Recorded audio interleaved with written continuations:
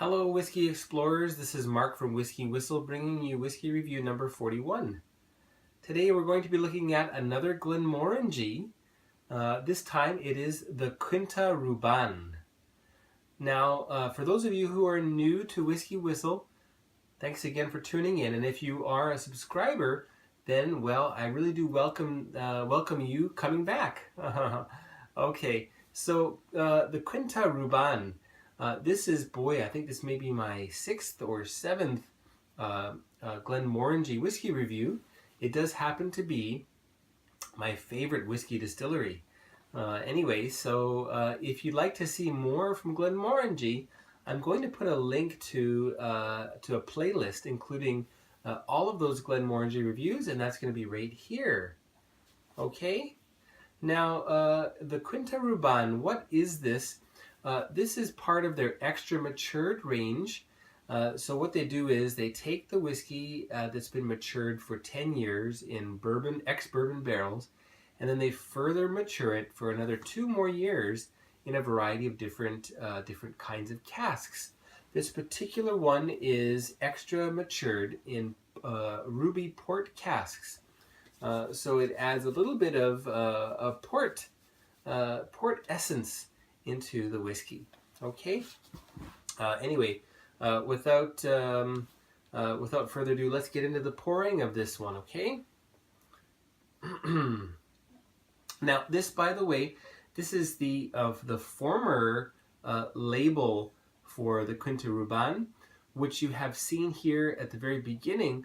Is the new label. It's gone to an all black label, very elegant and quite tasteful. Unfortunately, that was not available at the time this one was purchased. Okay, so let's get into the pouring of that. Now, the extra matured range from Glenmorangie, these are definitely high value whiskeys. What do I mean by that? Well, you get more whiskey in the bottle.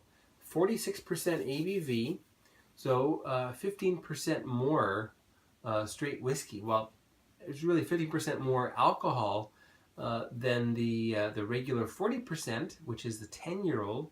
So you get a lot more bang for your buck there. Secondly, it is unchill filtered, so it's in relatively its natural state. And I believe it's the natural color, although it doesn't say so, but I'm going to assume that it is. Anyway, so you do get a lot more punch for your money with this particular range. And color-wise, if you can see that, I don't know if you can on the background of the wall there, but it's got a rose gold glow to it. So that pinky gold color. It doesn't look exactly pink, but if you compare it next to a regular whiskey or the Glenmorangie 10-year-old, the original, you'll find this has a bit of a pink hue to it. And again, being unchill filtered, again you'll notice you get a bit of beading at the edge of where the whiskey had kissed the glass there. So a bit of beading that stays there, and then you get the tears that come down there, or legs, whatever you like to call those. Okay. Quite robust. So what is this? Let's have a look together at the box first of all. Okay. Now, again, I don't want to talk about the history of Glenmorangie. I've done that already. That was whiskey review number 1. So please feel free to have a look at that one to find out more about this quite interesting distillery. Okay, so Highland single malt is from the Highland region of Scotland, and extra matured in port casks. This non-chill filtered single malt is initially matured in bourbon casks, then extra matured or finished in ruby port casks to create its smooth taste. Okay, and on the back here, I don't want to read all of this to you. Anything in particular? Well, Glenmorangie was kind of like the pioneer of extra maturing whiskey, and I'll read that to you. In the early 1990s, our passion for wood led us to experiment. We extra matured Glenmorangie in a different cask for only the last couple of years of maturation. To great success. This finishing touch adds further characteristics to Glenmorangie's fine taste. The Glenmorangie extra matured range was born.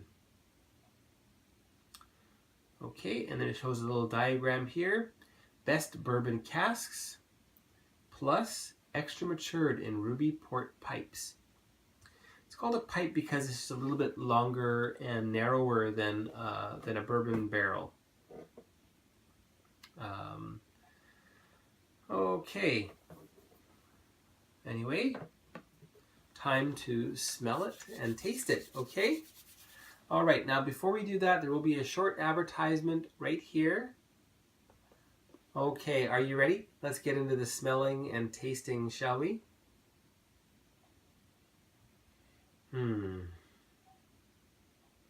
It's unmistakably Glenmorangie, but it's got a real richness to it.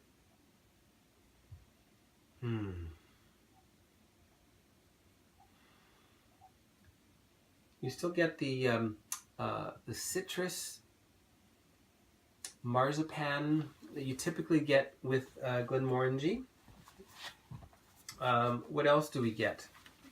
Let me just refer to my notes. Butter ripple.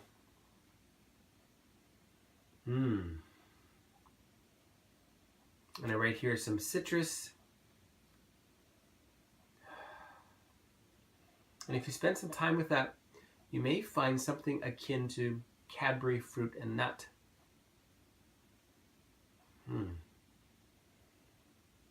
Oh boy. And the marzipan really comes out the more and more you smell it.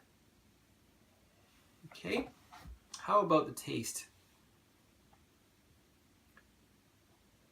And as always, I'd like to raise my glass to Dr. Bill Lumsden. Now, they just released one of their newest private edition called Meilshan. Now, I would sure like to get my hands on that one, and I think I may. I'll be hopefully making an order to get that in.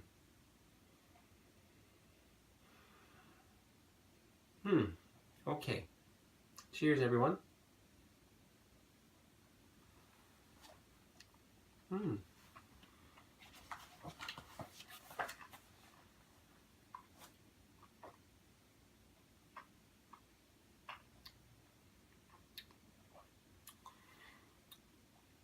This is so interesting. It starts off sweet. And then you get a little bit of sourness from that the port influence. And then finally bitter orange as you keep it in your mouth even longer. How interesting.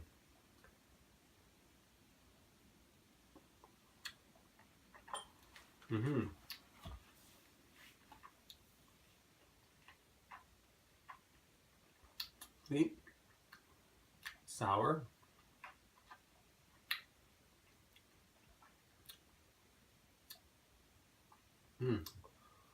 not just bitter orange, but some lemons in there as well. Interesting. Very, very, very enjoyable.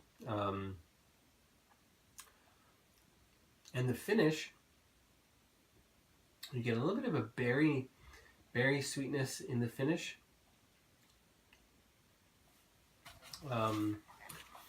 Malt, and it's medium to long. The bitter orange carries on through the finish, and then you're left with a kind of a vanilla custard effect. Now, Pardon me.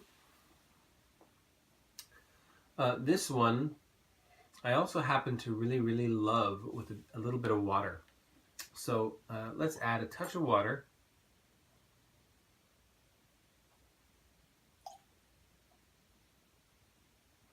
Maybe just a dash more.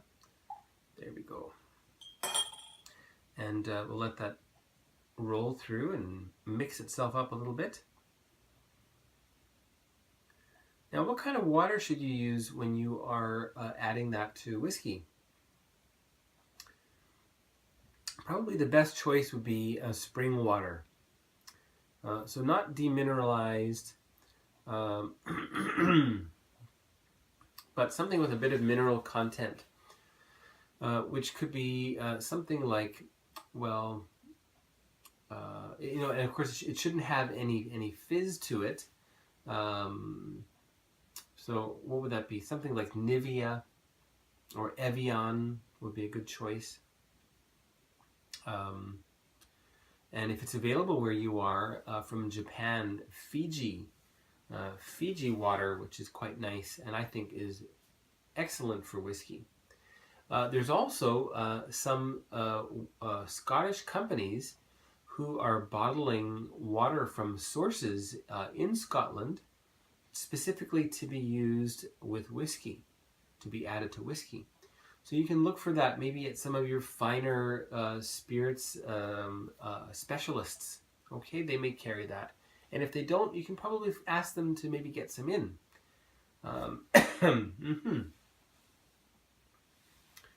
I have used water that is sourced from aquifers in Hala Mountain. Hala Mountain is the tallest mountain in Korea, in South Korea, and it's located on the island of Jeju Island.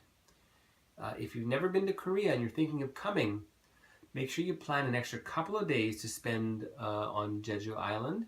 It's basically like kind of like a mini Hawaii. Not as warm in the winter, but pretty much mid-February until maybe the middle of November or so. The climate's quite warm, semi-tropical.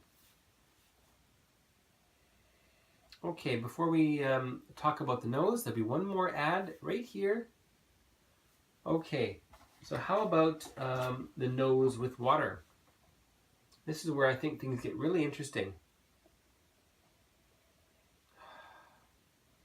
I get a coffee note coming through, as well as red Twizzlers.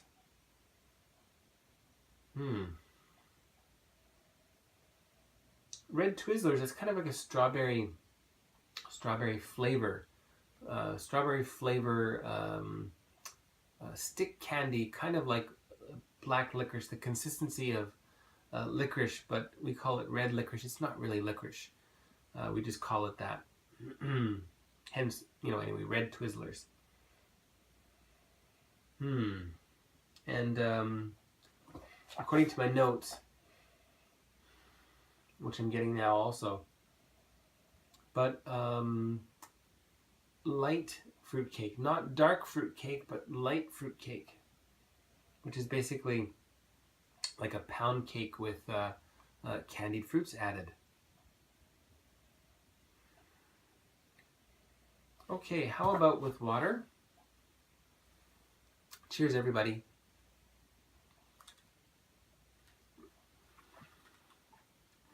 I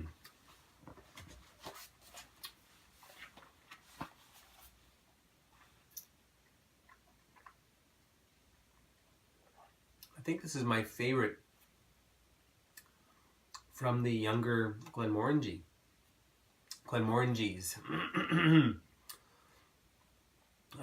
Candy sweetness comes through with water. Something akin to Macallan 12-year-old if you've had. Lychee. Now, the one that comes in the can in the syrup. So quite sweet. And if you wait long enough, you may find also some berry sweetness coming through, like raspberries. or perhaps some crushed cherries. Okay, how about the finish?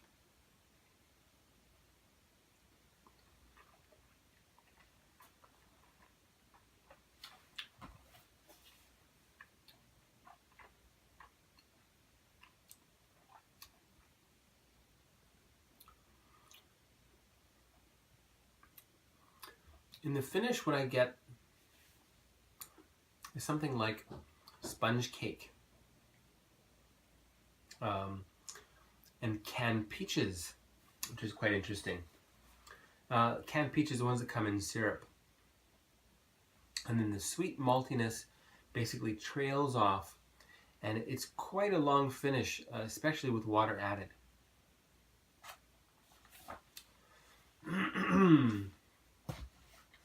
All right, now, so that's it for Glenmorangie Quinta Ruban, the Quinta Ruban.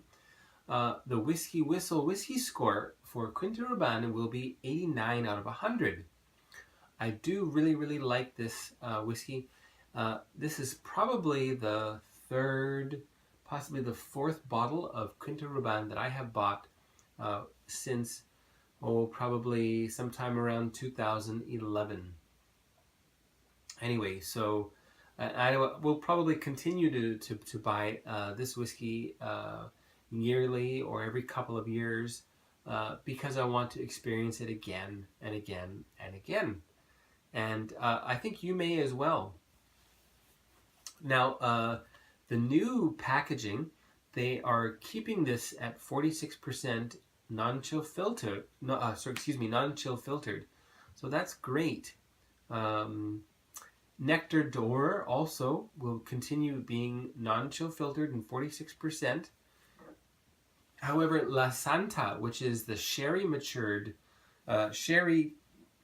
extra matured expression from Glenmorangie, looks as though it is due to be reduced to 43% ABV and have a little bit of light chill filtering going on for that one, and keeping the price a little bit lower. So going forward, you have the 10-year-old, which will be round about 75 Canadian thereabouts. Then the La Santa, probably for a little over 90, and then Quinta Ruban and Nectar d'Or closer to the $100 range in Canadian dollars anyway. Likewise here in Korea, in Korean won, 75,000 won, 80 something for La Santa, and then into the 90s for Quinta Ruban and Nectar d'Or. Very good prices, I think, for what they are, being non-chill filtered and 46% ABV. So anyway, hats off to Dr. Bill Lumsden for all of his amazing work. There he is. And cheers to all of you. If you are interested in subscribing, you can do so. You can subscribe to WhiskyWhistle by clicking the review right down there in the corner there, okay? Thanks for tuning in. Please stay tuned for more next time, okay? Cheers, everyone.